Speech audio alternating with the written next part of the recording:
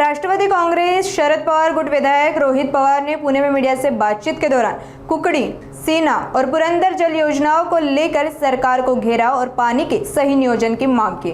पवार ने कहा कि समय पर योजना नहीं बनी तो किसानों को नुकसान होगा और 25 मई के आसपास कुकड़ी का पानी छोड़ा जा सकता है। उन्होंने सरकार पर चुनावी मोड में काम करने का आरोप लगाते हुए किसानों मजदूरों के हित के लिए 18 मई को जल बिजली समस्या को लेकर आंदोलन करने की चेतावनी दी।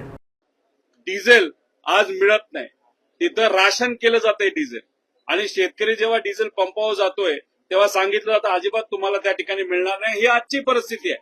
अतिशय हालाकीची परिस्थिती शेतकऱ्याला भोगावी लागते, मजुराला भोगावी लागते।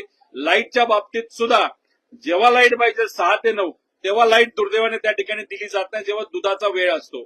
मग अशा पद्धतीने आज शेतकरी आणि मजूर आणि खास करून ग्रामीण भाग खूप मोठ्या अडचणीतून त्या ठिकाणी जात आहे।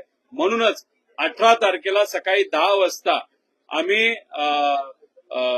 नाशिकमध्ये एक खूप मोठं आंदोलन नाही तर त्या ठिकाणी शेतकऱ्यांवर कांद्याच्या बाबतीत एक चर्चा त्या ठिकाणी ठेवलेली आहे।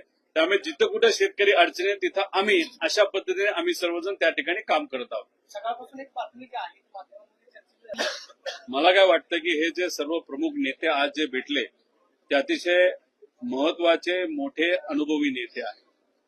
10 जूनला आमच्या पक्षातला तिथं स्थापना दिवस आहे आणि मग त्या अनुषंगाने आपल्याला काय गोष्टी करायच्यात, कसं करायच्यात, काही पदं आपल्याला द्यायचे त्या बाबतीतली चर्चा ही कदाचित झाली असावी। त्याच्याच बरोबर आज जे काही शेतकरी, कष्टकरी आणि सामान्य लोकांना आणि युवा विद्यार्थी आणि शहरी भागातल्या लोकांना सुद्धा ज्या अडचणी सोसाव्या लागतात त्या अडचणीवर आता कसं रस्त्यावर उतरायचं, कसं आपण लढायचं, कसा संघर्ष करायचा याचं नियोजन करण्यासाठी हे सर्व नेते आज भेटले असावेत असं मला तरी त्या ठिकाणी वाटतं। दोन राष्ट्र